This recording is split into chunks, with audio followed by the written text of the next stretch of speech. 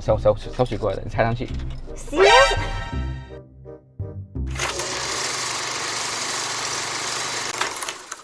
哎呦，又见面了！荧幕前的观众朋友，大家好，我是 Ryan。最近啊，我周围可以看到越来越多的 J Cool J7 了哈。听讲啊，这个 J Cool J7 在马来西亚卖得非常好，卖到爆单啊。因此，我就跟这个 J Cool Malaysia 借来这辆 J7 来体验看看一下它的试驾体验。在这边呢，也非常感谢我们的 J Cool Malaysia 借了我这辆 J7，让我可以长时间的、深入的体验一下它的试驾体验。当然，今天这个视频啊，我不会把这个 J7 开去公路上面跟你讲它的加速体验如何啊 ，ACC 跟车如何啊，没有。今天啊，我决定把这个 J7 开去油中原，体验一下它的 Off-road 的体验。当然，今天这个油中原之行啊，不只是有我罢了，还有位 SA 小姐姐啊。讲到有 SA 小姐姐啊，我相信男性观众朋友一定非常兴奋啊，非常的躁动难安啊。所以就让我们开始今天的 J Cool J7 油中原之旅吧 ，Let's go。通常啊，我在试驾之前呢，我都会大致介绍一下今天这辆试驾车它的一些配置啊、参数啊，方便观众朋友大概对今天试驾车有一些了解啦。但是今天我要换一下，今天啊，我要交由我身旁这一位，在这个 Johor Bahru 最大间的 J Cool Showroom 的女 SA 来为我们介绍一下今天这辆 J Cool J7。重点是我要偷懒一下 ，so 就让我们邀请这个声音非常甜美的 SA 小姐姐为我们介绍这辆 J Cool J7 吧。Hello， 我是 Doris。J7 现在都是用到 1.6 Turbo 4缸引擎，还有一个7度压 DCT 的压箱。现在 J7 的话是有 Two-wheel drive 跟 All-wheel drive， 价钱分别是138千跟148千。如果是 All-wheel drive 的话，它就有后驱系统，然后以及 Off-road 驾驶模式，它就可以做到一点轻度越野。All-wheel drive 的话，7年150千里数，它收益价钱是9784块3毛。Two-wheel drive 的话，7年150千里数是8984块5毛，所以两个版本差不多相差800块左右。除了 service 之外，最大的不同也就是中间的 screen 大小啦。All-wheel drive 会比较大一点点，14.8寸 ，Two-wheel 的话13.2寸。好，听完了我们的朵莉小姐姐简短介绍这辆 J Cool J7 啊。我们现在呢也到了这个 Off-road 的地方，可以看到我身后啊有一个非常斜的斜坡啊。等下我们就要求 Doris 小姐姐把这辆 J Cool J7 加上去，到底啊会有怎样的体验？等下就让我们来看一下吧。这边有一个很高的坡，现在啊你的任务就是要把它开上去。哎，这是一个非常值得体验的一个路啊，因为你平常没有什么机会驾到。OK， 来，冲吧，孩子！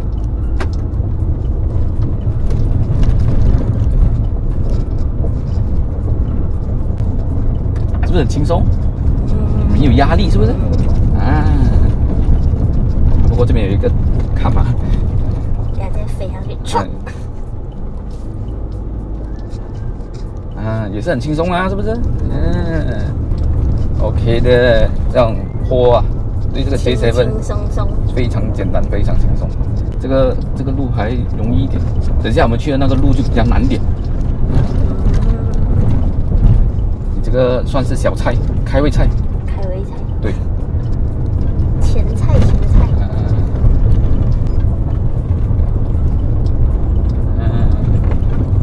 哎，成功啊，上道来了。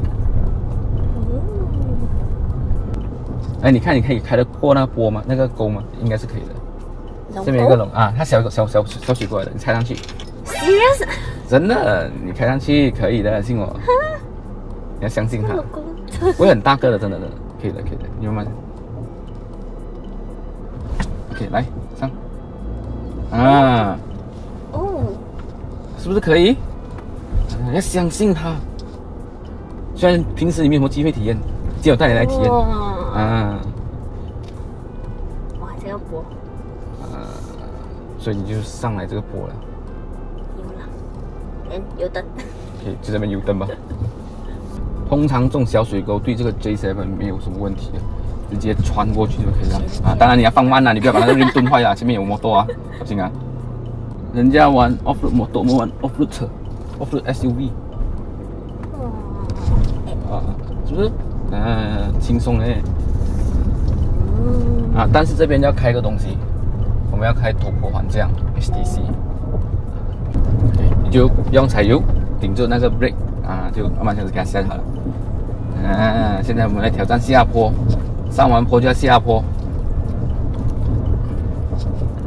所以平常你塞车的时候啊，知道一些小路，这种 off road 啊，可以穿进去，可以马上直通到你家的。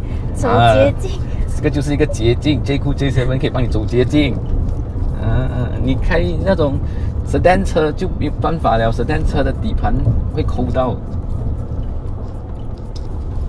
OK， 可以看到现在的那个整个的动力分布都是在后轮。牛出来吃草了。看完了斗笠小姐姐驾 J7 体验 Offroad 之后啊，现在我们来了解一下为什么 J7 这辆都市型的 SUV 对比起其他都市型 SUV， 它可以做到轻越野。首先我们先从越野界的老大 Pickup Truck 开始说起。像 Toyota Hilux、Isuzu D-Max 等 Pickup Truck 之所以它们越野性能出色，主要原因还是采用了非承载式的车身结构，也就是车身可以与 chassis 分离的结构。至于它的好处非常明确有更高的抗扭强度，有更强的抗冲击能力，更适合非铺装道路行驶以及载重的东西行驶。再加上 Pickup Truck 通常配有低速的 4-wheel drive system、高离地间隙、leaf spring suspension 等硬核配置，让它在沙地、岩地、泥地中如履平地。不过这个非承载式结构也不是完美的啦，它的缺点就包括了因为车比较重的关系，所以这个油耗更大。再来是底盘高度偏高，所以导致这个乘坐舒适性就降低了啦。然后就是这个车身刚性虽然很强，但是在高速和转弯的时候 handling 就不如承载式车身这么灵活，就是内部空间布局受限，制造成本也比较高啦。这样子的话，如果平常要可以舒服的 daily drive， 又要可以轻度越野，该怎么办呢？答案就是承载式车身结构的都市型 SUV 可以满足你的要求啦。不过也不是所有的都市型 SUV 可以做到轻越野啦，是需要以下条件的。首先就是离地间隙要够高，基本上要200mm以上，避免在越野的时候卡到底盘。再来就是需要四驱系统，最好还带有多种地形模式，比如雪地、泥地、沙地等等。然后就是需要越野辅助系统，比如陡坡缓降VSC traction control 等等。就是要有良好的悬挂行程与车身结构的抗扭刚度要够强。So all-wheel drive 的 J7 就具备了以上条件。更重要的是它的抗扭刚度达到了23000牛米。这个时候可能有观众朋友会有疑问抗扭刚度是什么来的？23000牛米又是什么概念呢？据我所找到的资料还有我的理解就是通常我们用工具手动绑紧打压用到的力是110牛米。SUV 的 engine 呢输出的扭力介于400到600牛米，所以23000牛米呢已经远远超越了人力以及 engine 的输出。至于抗扭刚度不管是 Pickup Truck 还是都市型 SUV， 在经过凹凸不平的路面或是过弯的时候，4个轮子的受力均不同，而且任何的 absorber 呢都是无法100%的消化所有的冲击力，所以4个角连接 absorber mounting 的车身结构所承受的力也会不同。在4个大小甚至方向不同的外力作用下，这个车身结构就好像被扭麻花这样子，产生被扭曲形变的情况啦。而车身结构抵御这种扭曲形变的能力，也叫做抗扭刚度啦。至于它的衡量指标呢，则是会通过车架被扭曲1度所需力的大小作用作为衡量指标。首先我们来看一下这个非承载式结构因为这个 absorber 连接在2根横梁的 chassis 上面嘛，所以那些消化不完的冲击力就由2根很粗壮的横梁去抵御。至于这个承载式车身结构，因为 absorber mounting 呢是和车身结合在一起的，所以suspension 消化不完的冲击力就会由车身来抵御。再来我们看这个画面如果车身结构的抗扭刚度不够强的话，这个车身结构就会轻微变形，就好像现在你们在画面看到这样子。